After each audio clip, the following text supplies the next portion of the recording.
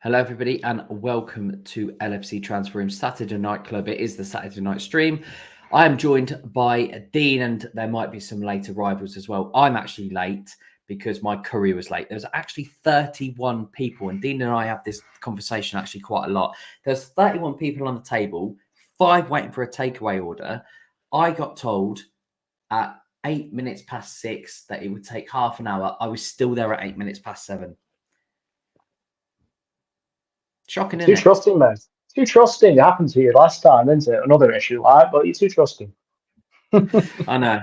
But they did give me a free pint of Cobra. And I did think, I know. And I thought at this rate, God, they're so late. I might actually just get off the wall for free. But alas, it did come and it was all right. Hence why I've probably still got curry around my face. So I apologise for that. Hi, Jay, and nice to have you on board the Saturday night stream again. Please, everybody who is joining us, please do give us a like. Please give us some comments and please subscribe to the channel. It does go a very, very long way. I absolutely promise that we will get to every single question that you guys are asking. Okay, so I do promise it. I am starring it.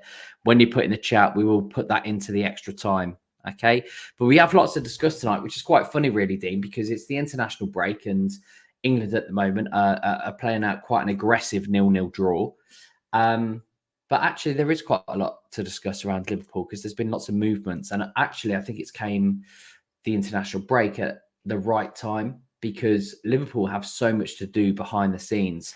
And you know, it appears that they're actually doing it, which is really good. We've obviously seen a new sporting director come in. It looks like we've got a new chief scout coming in as well. And UEFA are relaxing multi-club rules. And Liverpool owners have spoken about their desire to add a second club under its umbrella. It will massively benefit the type of club that Liverpool are.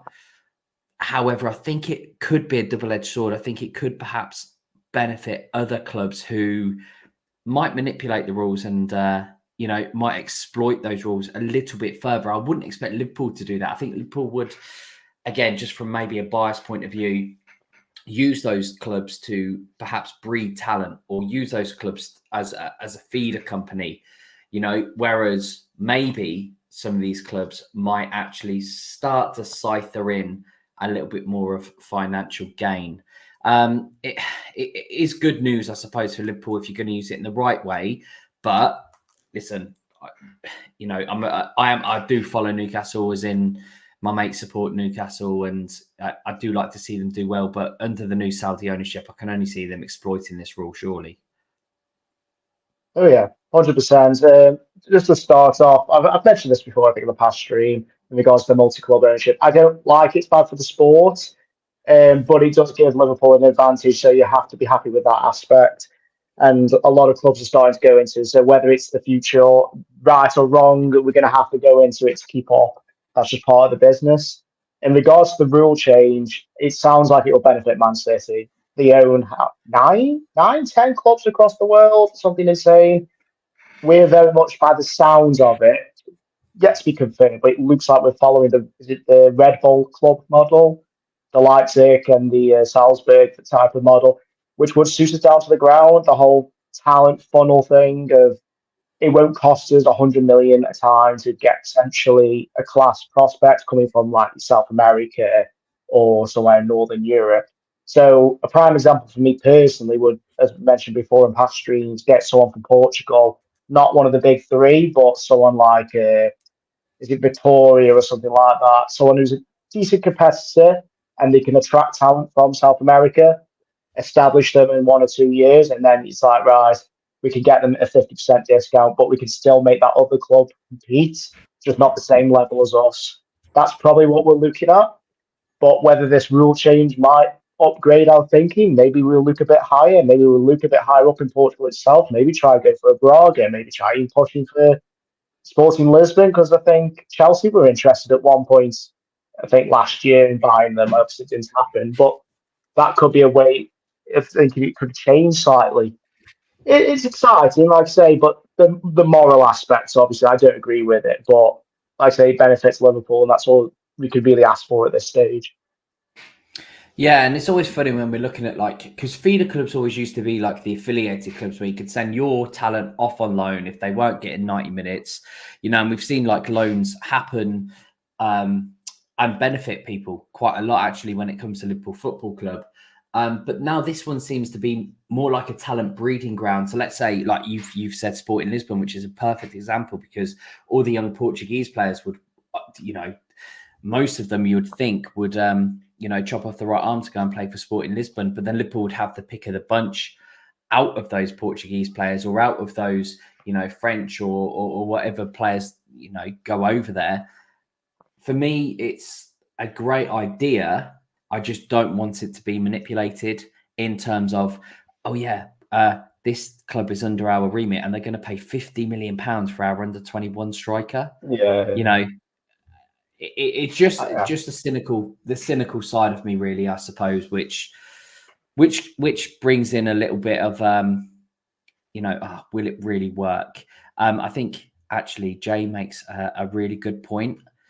Jay asks, should we buy Everton? And I generally would, because I think Jared Branthwaite could do a real good job in a Liverpool shirt. So perhaps that's something that we should explore. Apart from that, though, that's probably their limitations, isn't it? And if it wasn't for Luton and Nottingham Forest being so poor, we'd be dipping into a Championship club. Let's be honest. I'm going to welcome after we're moving on. I am just going to change our streams to a 3-person overlay because I'm going to welcome Anakash, who joins us as well. How are you this evening, Anakash?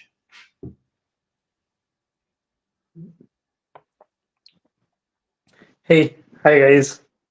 How are you? You okay? Oh, mate. Yeah, I'm doing good. It's good to be back after a month. Was busy with my dental post-graduation exam, so back as a Liverpool fan. So let's go. Yeah, absolutely. Yeah, absolutely. Listen, let's move on to our next topic then of conversation. Wataru Endo is poised to make an early return to Liverpool from the international break, obviously following their postponement of Japan's upcoming World Cup qualifier. Obviously, it's a postponement, so the 31-year-old has absolutely no injuries, which is great because he's been a mainstay in Jurgen Klopp's midfield this season. It's only going to benefit Liverpool in the long run for this, penultimate / ultimate few games of the season.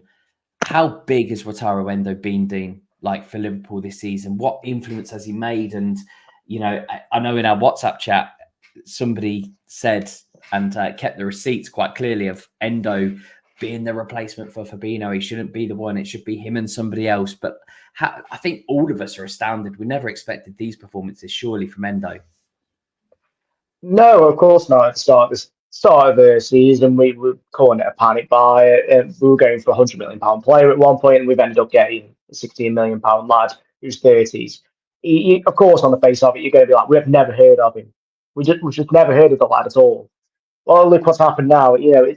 This season's been a bit of a redemption for whether it's been an individual footballer or it's been the team itself. And this has been one of the best stories of the season so far. He was an unknown quantity as such, and he's come in and granted it took him a month or two adapt to the league, but he does with a lot of players that come from a lesser league as such, and he's smashing it. If he was 7 years younger, he'd be £100 million player. As simple as that. He really was, and he's a leader out there. He's a battler. He's something different to what we would have if Mako played in the six. I just wish he, like I say, he was a bit younger, but he's going to be sticking around for a few years, and that's the best thing about him. He's fit. He's hardworking. He has things in there, like I say, we wanted. We've been lacking since Fabinho lost his legs, so to speak. Someone who just bites into the challenges. I'll just never forget that one against Palhinha, of all people who were crying out for in the summer and since. We were really wanted him as fans, and then there was a challenge right at the end of that Fulham game where they both flew into it, and Endo came out easily, winning the ball, and that's just a pivotal moment for me. It just says it all. Like, we found somebody, we found a gem.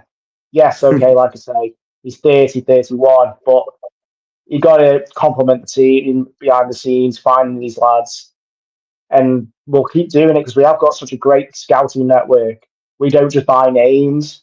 We don't just buy stars because we make them. It doesn't matter how old they are.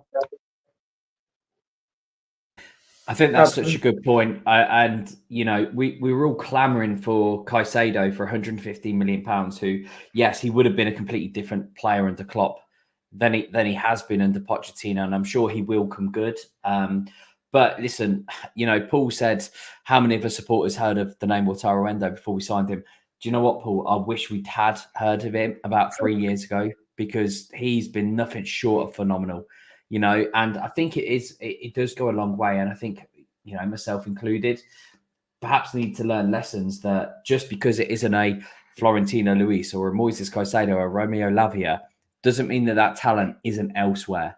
You know, I really wanted Ruben Neves to come in, if I'm honest. He was the one for me.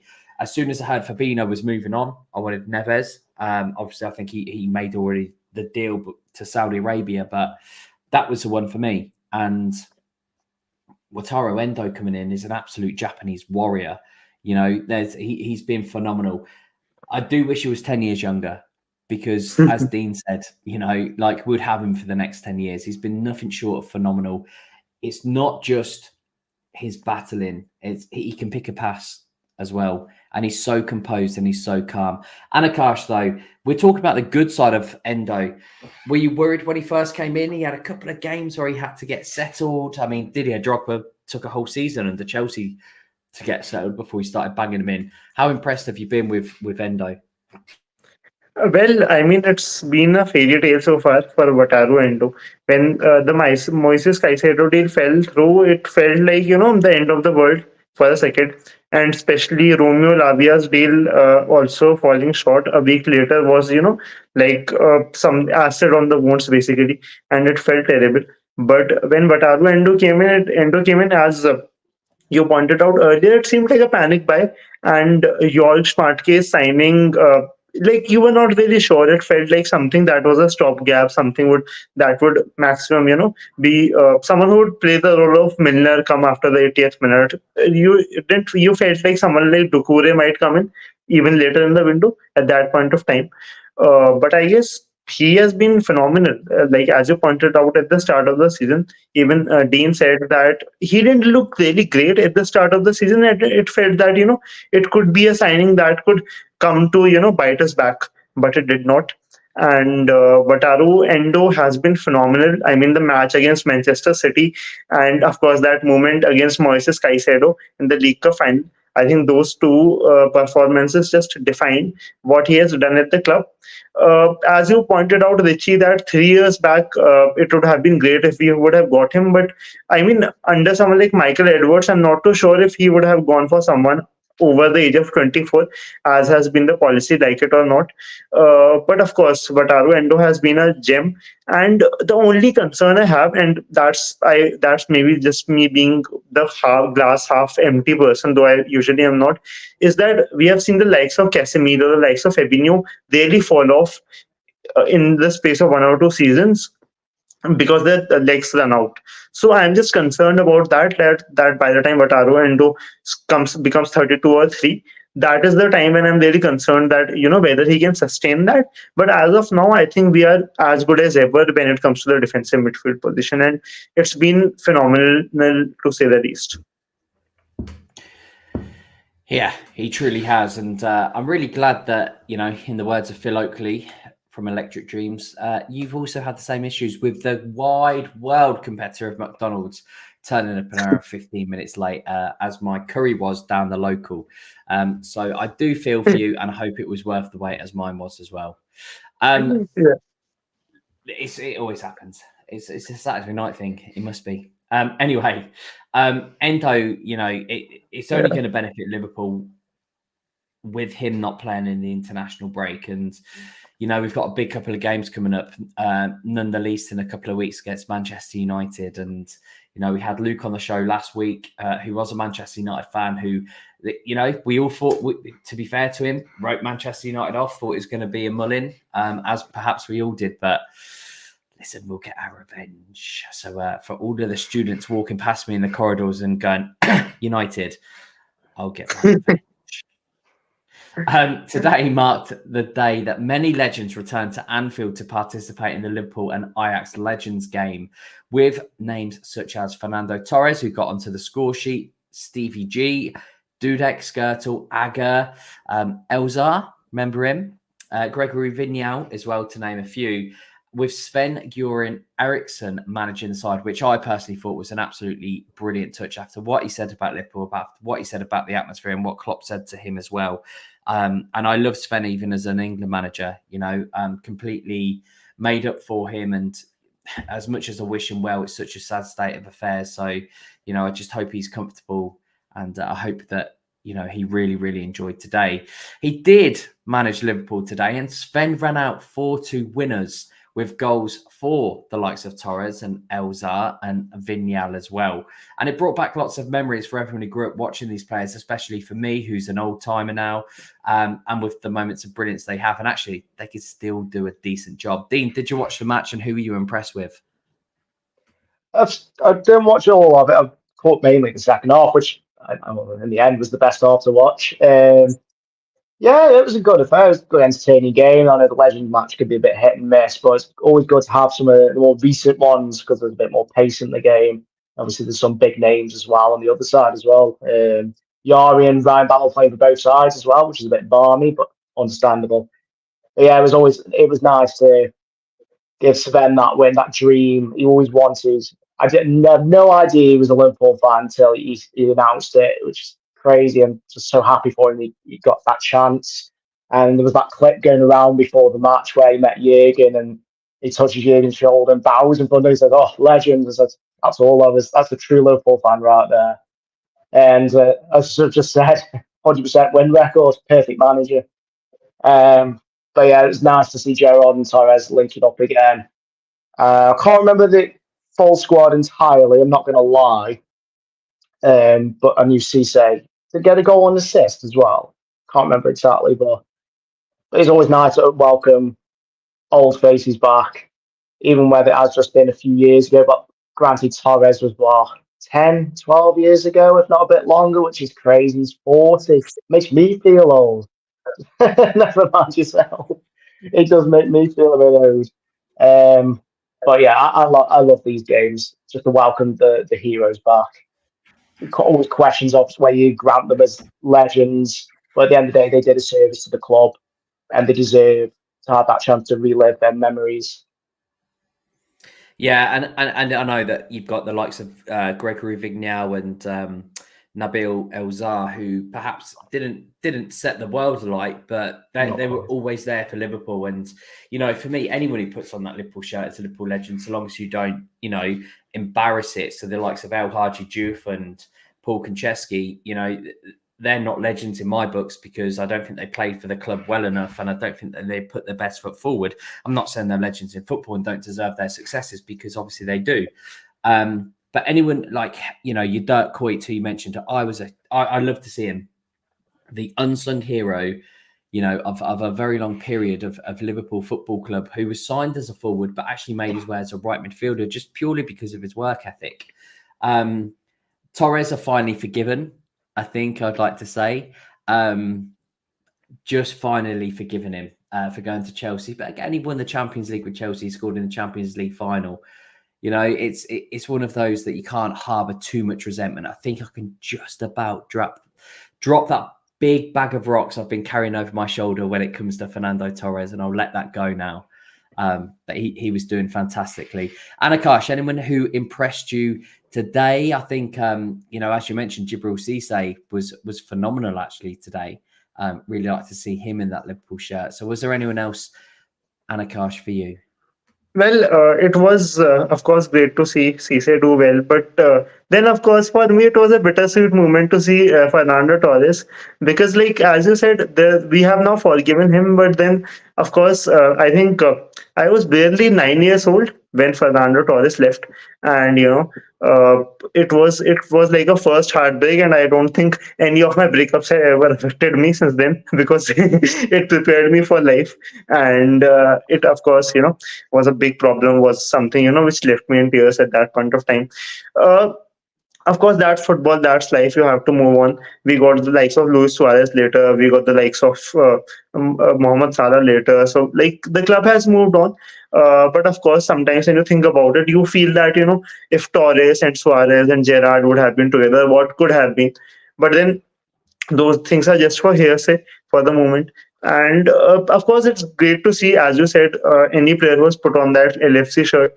Most of them are legends for that regard. And what the club has done for Sven, especially to have him as a manager and, to kind of fulfill his last wish, it kind of shows the values the club has, the values the supporters share, and what makes us love the club. It's not just about what the club does on the pitch, it's about what it does behind the scenes. It's one of the reasons people like me here in India are doing this at almost 1:45 a.m. IST, because we love the club that much. And it's like I have been running this podcast also the past 2.5 years called the Indie Football Podcast, and that's all because of the love of Liverpool, because that's what the club stands for. In your darkest moments, you are not alone, and I guess that's what the things that inspires millions of people across the world.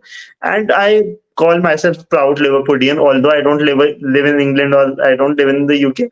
But those things, like, they did drive me in life, and I think it does for every supporter who wants to see the Reds every week in, week out, perform on the pitch and score great goals. And Akash, I think you nearly brought me to tears there, because that is what the club is about. Like, it genuinely is. Like, for me to give Sven that opportunity, I'd say it like, I don't mean how it sounds, to give Sven that opportunity. Like, he's an absolutely world-class manager in his day. What he did with Lazio is absolutely phenomenal. But like, that for me embodies the club. I don't want to say to allow him to do this, but actually to give him the opportunity to do it.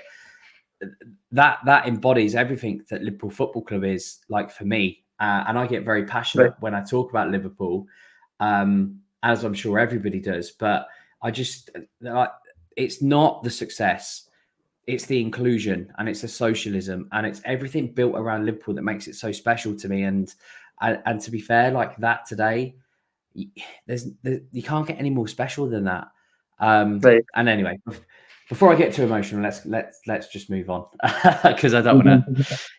Anyway, so with England facing off against Brazil as of now, and we mentioned it earlier, quite an aggressive friendly, in the plethora of international games taking place this weekend, Liverpool players, I don't want to say have been snubbed by England in the past. I just think they've been overlooked. However, I do think Southgate plays a certain way, and that Liverpool players under Klopp, with that high press, with the attacking and with the intensity, doesn't fit his style of play. And for me, that's fine.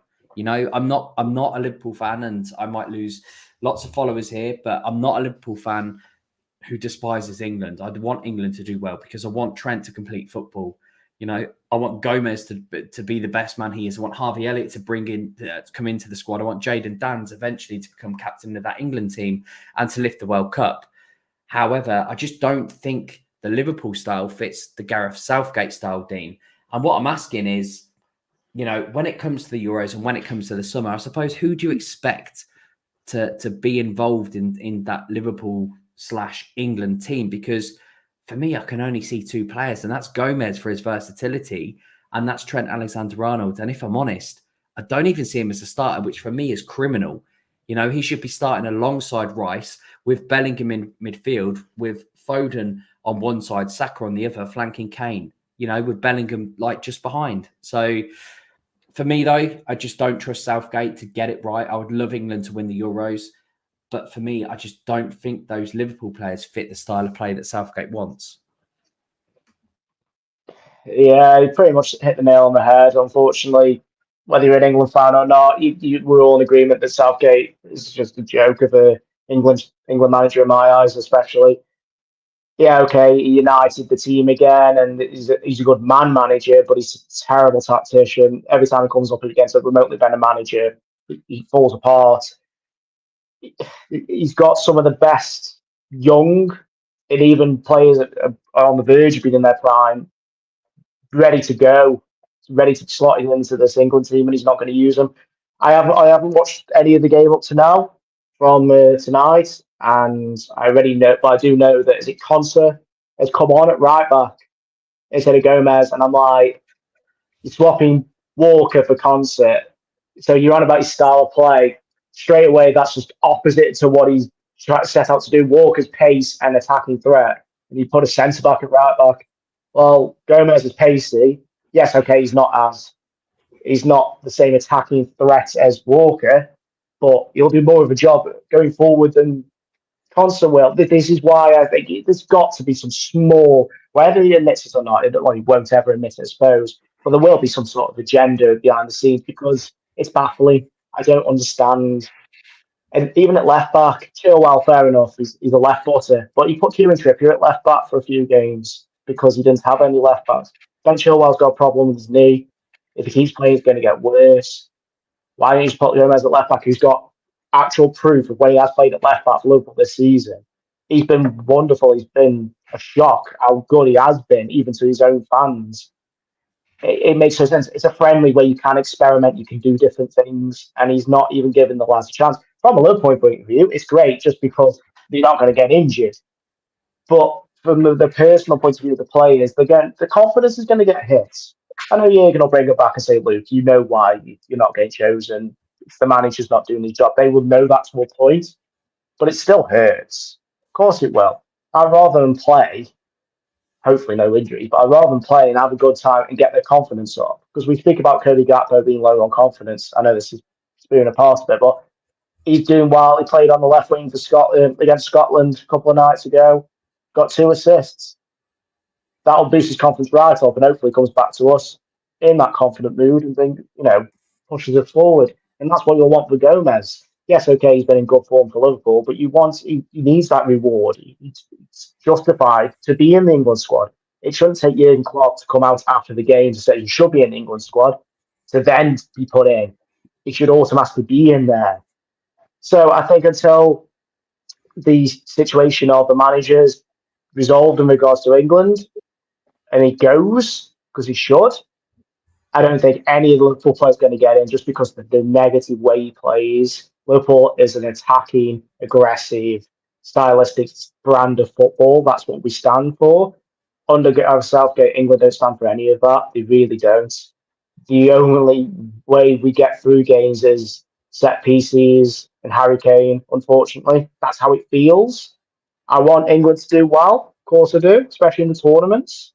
But as soon as Southgate's out, the better that England generation. They've got another golden generation in my eyes. I feel like this generation is better than the last. That is controversial. But as a team, this is a better team now than it was then in 2004. And it's been wasted again, whether it's the FA's fault or it's just Southgate himself. That's another conversation. And I've agreed with everything that you said. I was nodding like a Churchill dog there because, Gomez not coming on instead of Concert was just mind-boggling. Now, listen, I'm happy, like more than happy in an international friendly that he doesn't come on. And you mentioned the confidence that Cody Gakpo will get because his manager believes in him for the Dutch squad. Everyone knows that Southgate doesn't really believe in Trent. Otherwise, he would have called him up a long time ago. And he doesn't really believe in Gomez because, again, likewise, he doesn't really believe in Elliott, who, in my personal opinion, should have got in way ahead of Kobe Manu, But it is what it is. Listen, it doesn't matter. I think that Gomez will probably come off the back of this and go, actually, I'm miles better than Concert because we all know that. Like, he's played left back, he's miles better than Chilwell. I think he'll probably actually do him well. I think he's got that personality to say, okay, well, now I'm going to show you. And now I'm going to show you why I should be one of the first defenders on that team sheet on the plane when it comes to the summer. But yeah, Southgate, let's not forget, played a back 5 when he first came in. He is a defender. He does base everything off clean sheets and he does base everything off defensive positions. And, Gomez at one point, partner in Van Dijk, was one of the best central defenders in the league. I think just because of his versatility from going from left back, from going to right back, even playing a 6 this season, perhaps Konsa was a safer bet by playing a right back position that he doesn't normally play. But alas, this is Southgate we're talking about.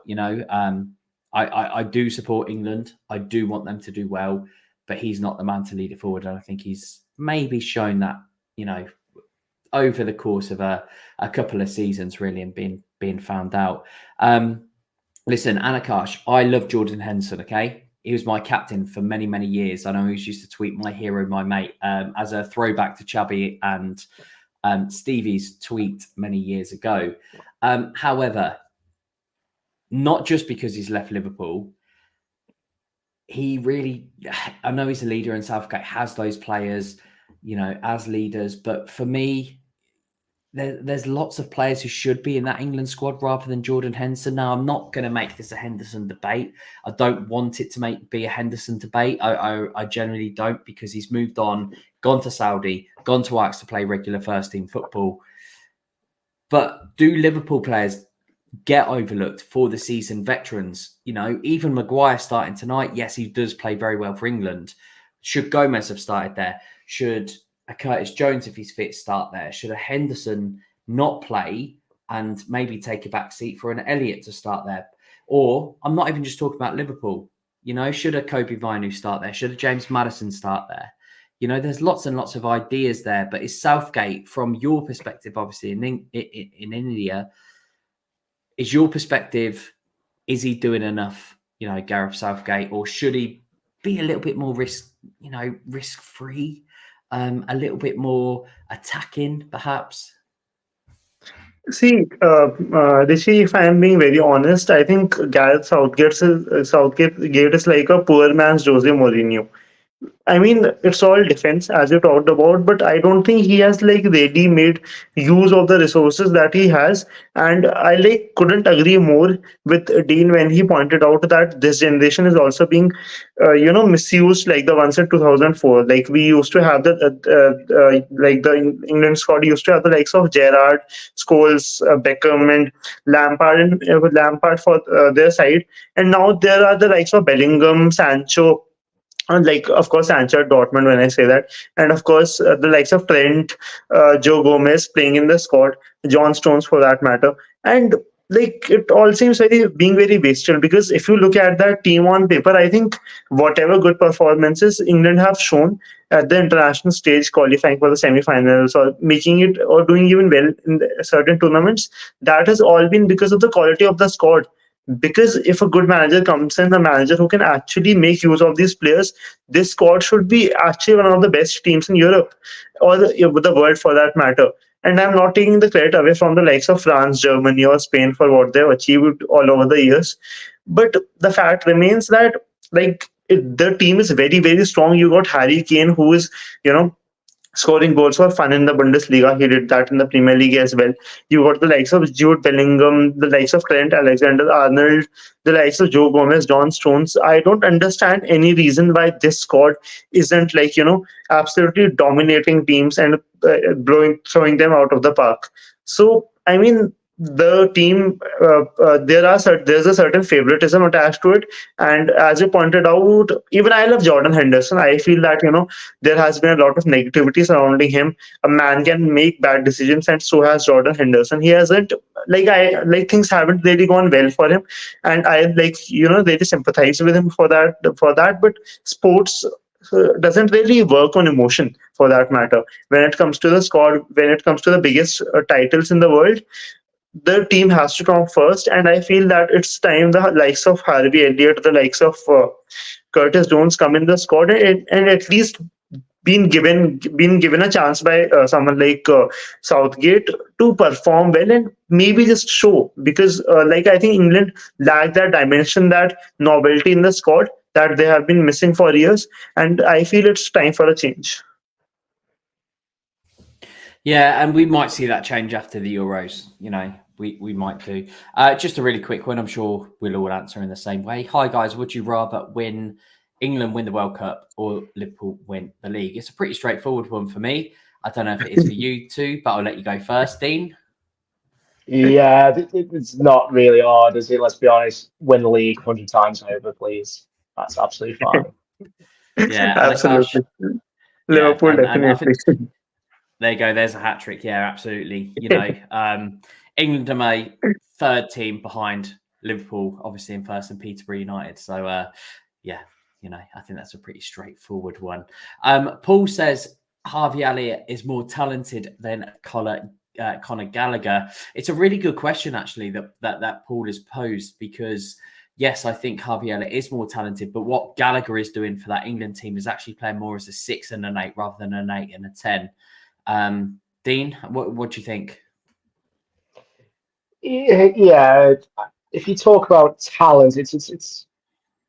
I always have this debate about players. They always say, "Oh, he's a better player than this." They all talk about a striker's a better footballer than a centre-back. So, I mean, they're completely different positions. And it's the same in regards to this. Conor Gallagher's more of a box-to-box, aggressive player than Harvey Elliott's more of a right-wing 10 type thing. You know what I mean? He's better dribbler. He's a bit more technical than Conor Gallagher, but Conor Gallagher's better physically. He's probably got more power on the ball. So different traits, different players. I think Harvey's more suited to the modern game in terms of style, but Conor Gallagher does you a different job. And he's more suited to the England team the way they play at the moment, unfortunately. That's just how it is. Yeah. Anakash, who do you think the weak link is in this England team? Who's going to start? Let's say, we wouldn't expect certain players to start, but who do you think would actually come in and do a really good job for England? Or do you think actually they've really set up well to win the Euros? See, I think when you look on paper, they have the squad. I mean, when it comes to the defense, midfield, and attack, I don't think there's anything missing, to be very honest. The only problem is how Southgate sets the team up. And I know I might sound overly critical, but it is what it is. We have seen that for World Cups now, Euros now.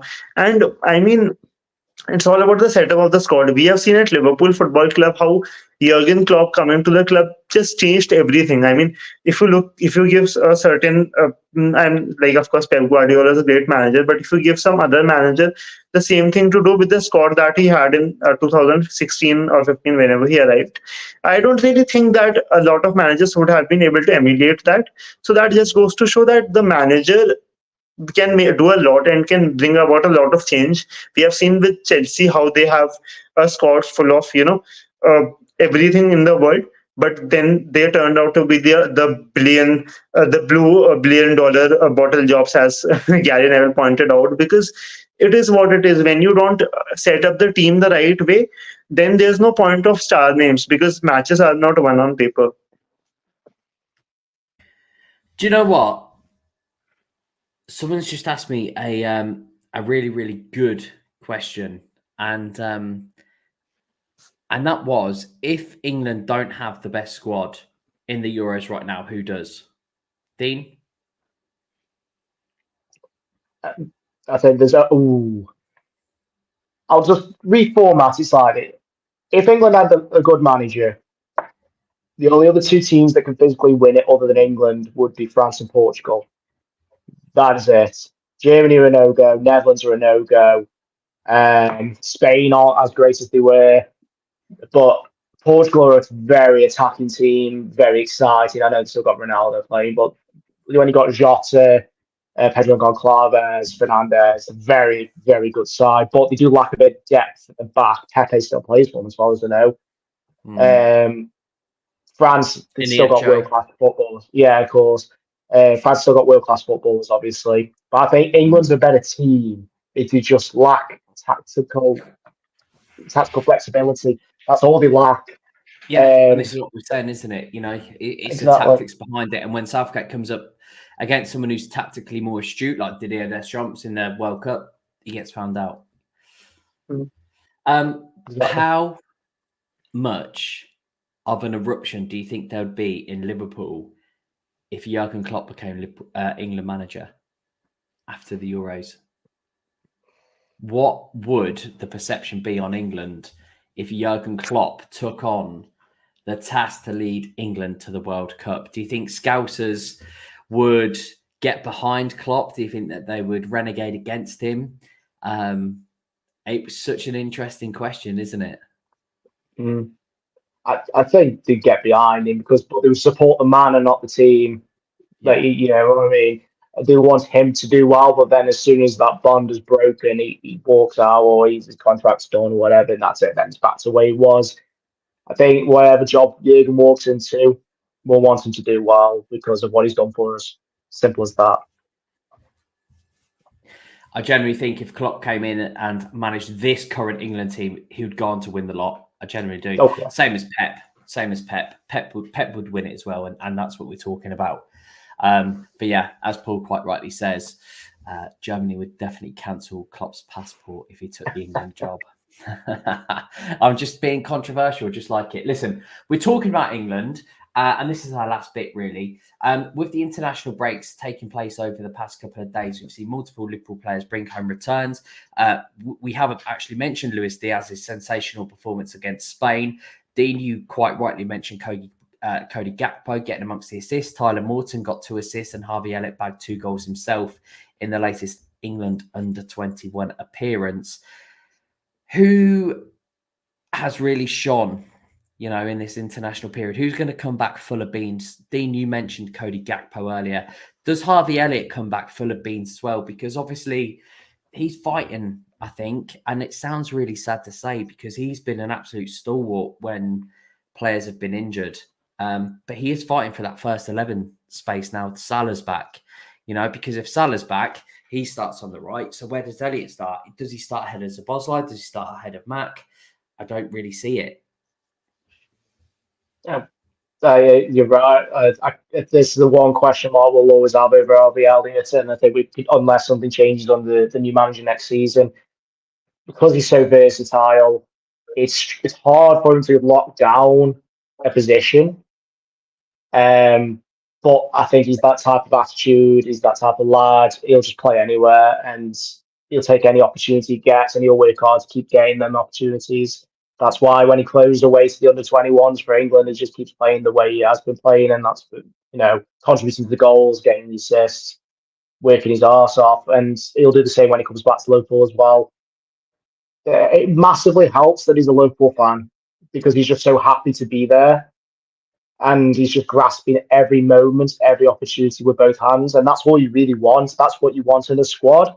And we always, slightly different perspective. Kostas Tsimikas, in my eyes, from the outside looking in, you think he was the most depressed player in that squad because he came in after Robertson got injured and played pretty well. And then all of a sudden, he's the third choice left back because Gomez played so well at left back. And even when Tsimikas come back fit, he wasn't playing at all. And he hasn't been playing bar a few 15-minute cameos at the end of games. But because he still works hard and he grasps the opportunities he gets, his attitude doesn't drop. That's the best thing about this squad. They're all in it as a unit. Doesn't matter if they're playing every minute or if they're barely playing anything. They're still contributing behind the scenes because they are a unit. That's what the squad's done. That's what Jurgen's done. Shaped this squad in his image of just working for the club.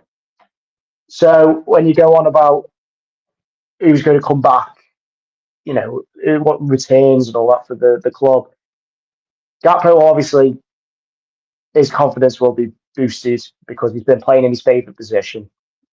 Obviously, that left wing spot is up for grabs because Diaz is hit and miss. Among the fan base, we are questioning from time to time. And then we watch him for Colombia. It's great to see him playing so well, but it frustrates us at the same time because he doesn't play the same way for us. But it's always good to see your lads playing well.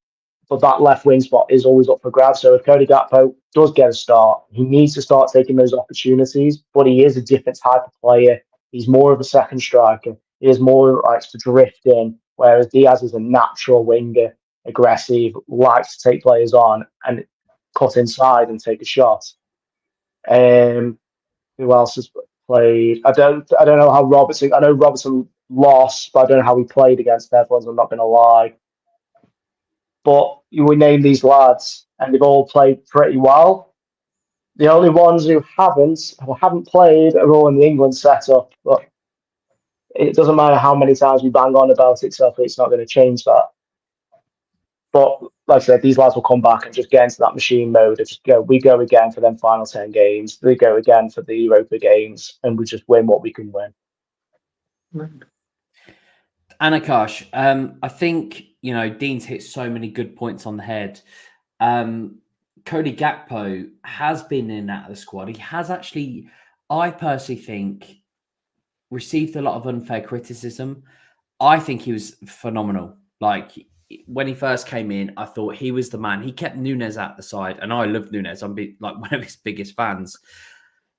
But is the criticism a little bit unfair? What we expecting from Gakpo, he's already told us, that he's a winger and he's been expected to play in the Firmino role in that false nine. He's not expected to play in the Nunes role off the shoulder when he plays up top.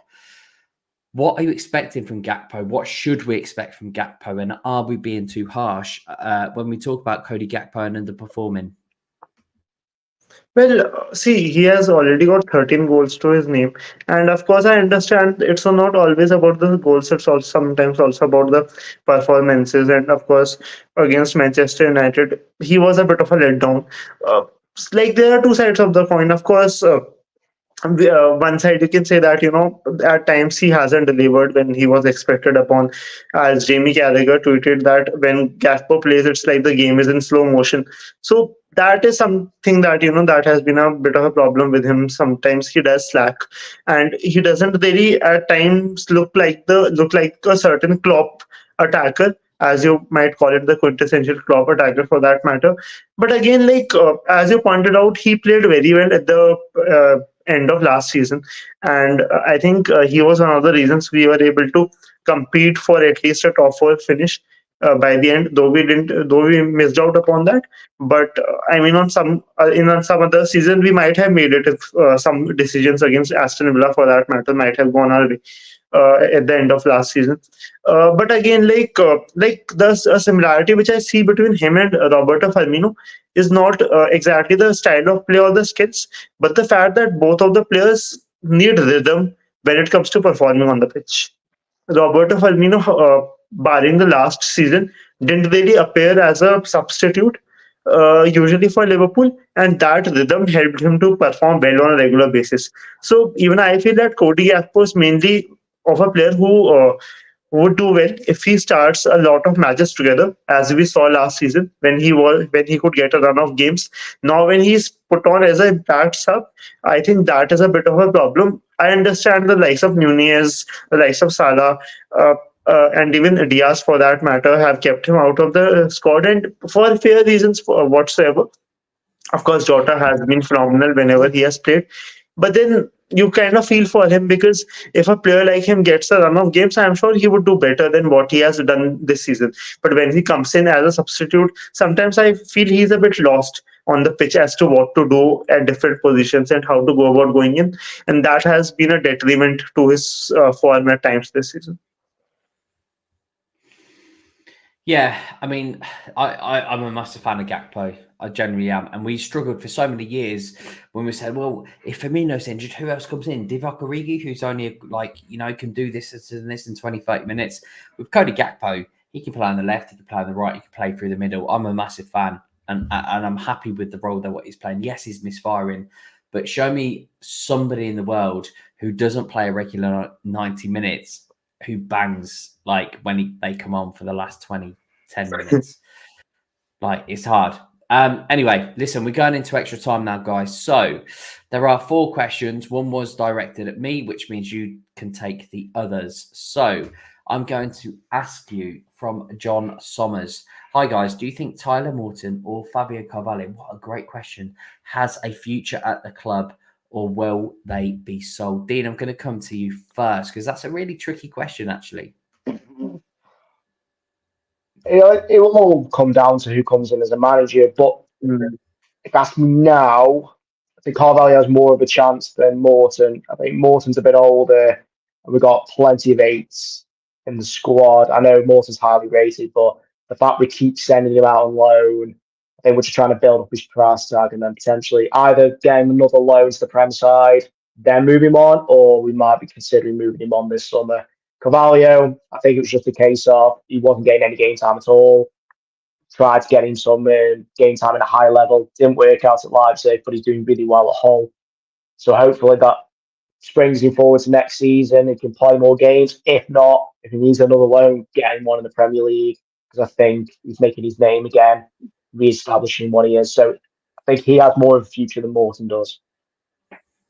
Yeah, it does feel like we're trying to build up Morton to sell him on with the English tax, etc. I do think something's obviously happened with Carvalho and Klopp because, it wasn't long ago, last season, in fact, because I nearly got uninvited to be best man at, I was the actual best man. And I was best man at a wedding for Brazil had just scored 1-0, Endrick. Anyway, I was best man. at a wedding, and it was my Newcastle season ticket holders. Like I said, my best mate.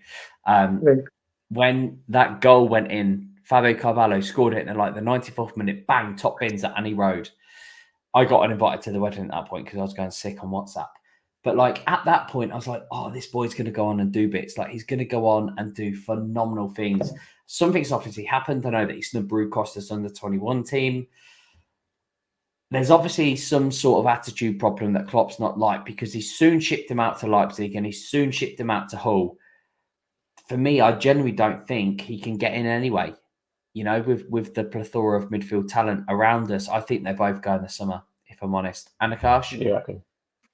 Yeah, I agree because I mean, maybe a season and a half back, Harvey Elliott wasn't that established as a player, but like the creativity has shown this season, the clutch player that he has become at times for us.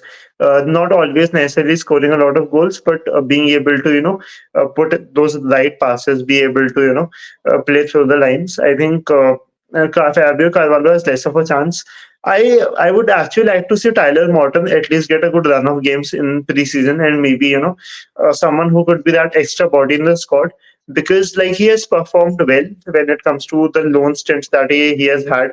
And what I really like about him is that he has played as a six also at times, and I think that is something that is very that could really do well with us, because like if say someone we know how Stefan Bacetic has so far has had injury issues, and of course Wataru Endo, like if whenever he has not been in the squad, there has been a bit of a problem. Of course McAllister has done well, but we all have seen how his creativity in the number 8 position has helped us. So if I won't be surprised if Tyler Morton is kept as a backup number 6 in the future. But let's see how he plays well, how he plays in the preseason, and who comes in, of course, as Dean pointed out, because. Like even with Fabio Carvalho, for that matter, the type of system that we are going to play is going to affect the futures of both of these players. Because let's face it, Xabi Alonso, for that matter, he does play with a couple of tens, and then Fabio Carvalho suddenly has a good chance. So that's to see what happens at the end of the season.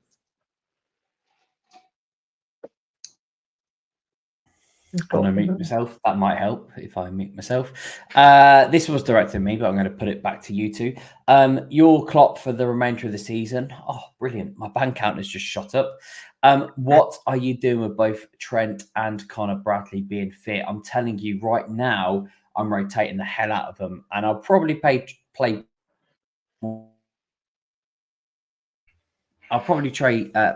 more often than not, but also there's that versatility where you can play Trent, and there's, I would literally be switching them.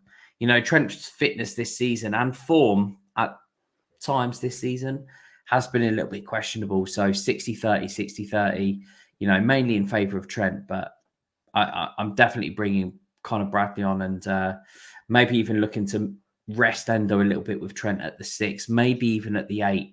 Dean, how are you feeling about the Trent and Bradley situation? I'm certainly not getting rid of one to play the other, because I think both of them have shown in the past that that's got to happen. They've both got to play. Yeah, that's going to be a future problem for the next manager, isn't it? Long term, especially. But right now, we haven't got to think about that too much. I think it's going to be horses for courses. Trent will get more, provided he's 100% fit. Trent will get more games time. He is the better footballer. I do like Bradley a lot, but he's more of a traditional fullback.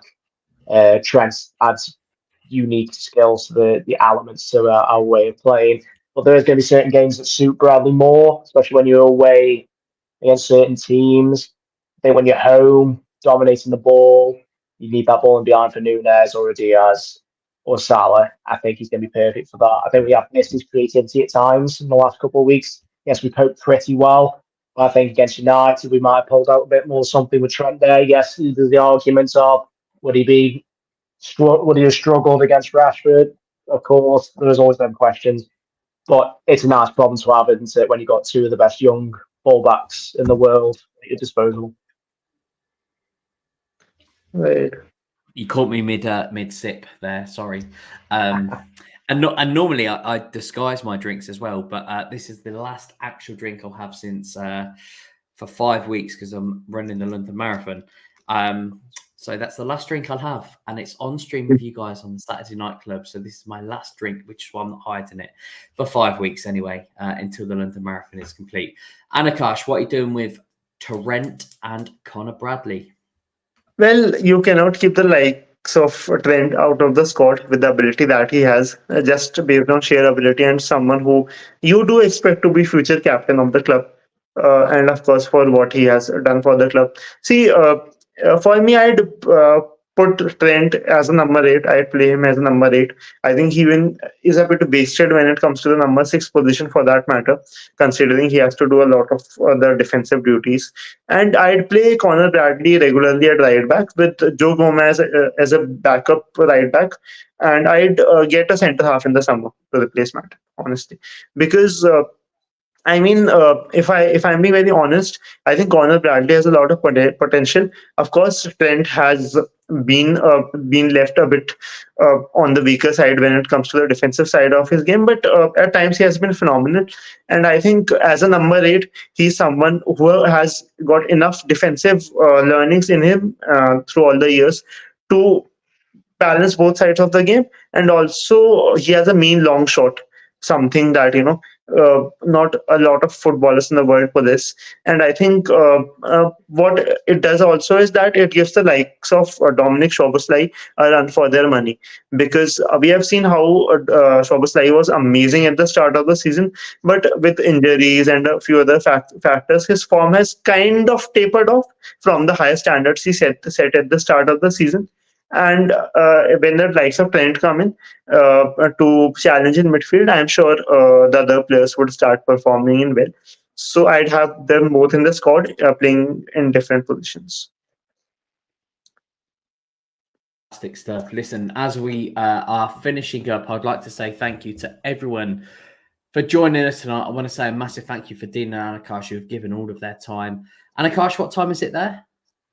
2:15 a.m. AM, 2:15 AM, 2:45 AM or 2:15? 2:15. Wow, that is phenomenal. Thank you so much for joining us. I think it goes a long way to show that, the lengths that Liverpool fans do go to just to have their say about the club. But listen, Dean and I, it's late for us, isn't it? It's quarter to 9. Yeah. Well, I've got to bed in a couple of hours, mate. A couple of hours. I'm 15 minutes past my bedtime, me. But listen, thank you everyone for joining us tonight. Thank you for all your comments, and as always, we do really appreciate it. Next week we'll obviously have the preview show where Liverpool go up against Brighton, so please do join us for then. And as always, please do give the channel a like and a subscribe, because it does go a very long way. As for now and forever, up the Reds. You'll never walk alone. Stay safe. God bless. And as always, I've already said it. Up the Reds.